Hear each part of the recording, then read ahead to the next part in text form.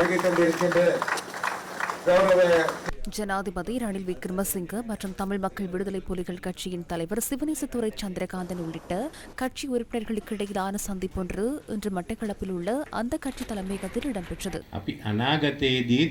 நாட்டில் வலுவான பொருளாதாரத்தை உருவாக்கும் அதே வேளையில் இனப்பிரச்சினைக்கு நிரந்தர தீர்வை காண நாம் பாடுபட வேண்டும்.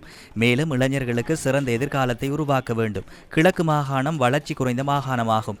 அடுத்த 5 வருடங்களிலும் கூட இந்த மாகாணத்தை அபிவிருத்திக்கு குறைந்த மாகாணமாக கைவிட்டுவிட முடியாது.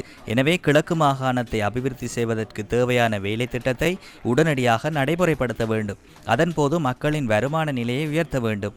மேலும் நாட்டின் வளர்ச்சியடையாத ஏனைய மாகாணங்களை அபிவிருத்தி செய்ய தேவையான வேலை திட்டத்தை நாங்கள் அமுல்படுத்தி வருகின்றோம். திருகோணமலை மாவட்டத்தில் பாரிய அபிவிருத்தி ஏற்படுத்த திட்டமிட்டுள்ளோம். அதற்காக இந்தியா மற்றும் ஏனைய வெளிநாடுகளுடன் இணைந்து செயற்பட்டு வருகின்றோம். மேலும் இந்த பகுதிகளுக்கு புதிய தொழில்களையும் முதலீடுகளையும் கொண்டுவர நடவடிக்கை எடுத்து வருகின்றோம். விவசாய நவீனமயமாக்கல் திட்டத்தால் புதிய நிலம் விளைச்சல்களுக்கு பயன்படுத்தப்படுகின்றது. இதன் மூலம் மக்கள் பெருமளவு வருமானம் ஈட்ட முடியும். மேலும் இந்த பகுதியில் சுற்றுலாத்துறையை மேம்படுத்த முடியும். ஹிங்குராங்கொட விமான நிலையம் அபிவிருத்தி செய்யப்படுவதன் மூலம் திருகோணமலை, மட்டக்களப்பு, பொலன்னறுவை, தம்புள்ளை, அனுராதபுரம் ஆகிய பிரதேச மக்களும் நன்மை அடைவார்கள்.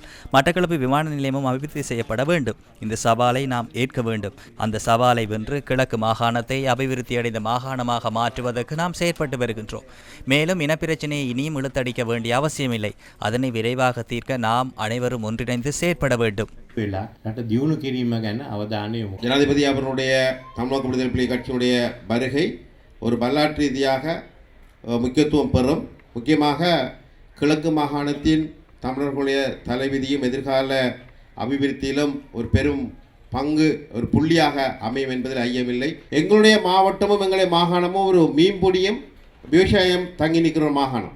இந்த மாகாணத்துக்கு இருக்கிற பொருளாதார வளங்களை அபிவிருத்தி செய்ய வேண்டுமாக இருந்தால் நிச்சயமாக அந்த கொள்கையின்பால் ஒன்றிணைய வேண்டும். அந்த கொள்கை எங்களுடைய ரணில் விக்ரமசிங்க அவர்களுக்கு இருக்கிறது. அதன் காரணமாக தான் தமிழ் மக்கள் விடுதலை புலிகள் கட்சி அவர் ஜனாதிபதியாக்கி இருக்கிறது. அவருக்கு தொடர்ந்து ஒத்துழைப்பு வழங்கி வருகிறது.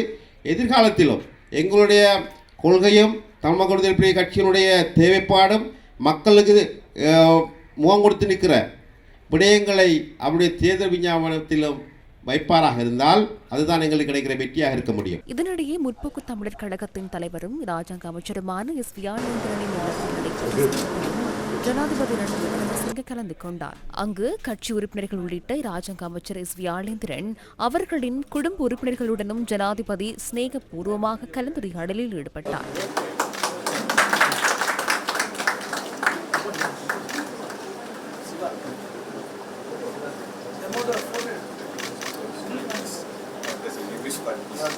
கிழக்கு மாகாண ஆளுநர் செந்தில் தொண்டமான் மற்றும் தேசிய பாதுகாப்பு தொடர்பான ஜனாதிபதியின் சிரேஷ்ட ஆலோசகரும் ஜனாதிபதி பணிக்குழாம் பிரதானியமான சாகல ரத்நாயக்கவும் இந்த சந்திப்பில் கலந்து கொண்டார்.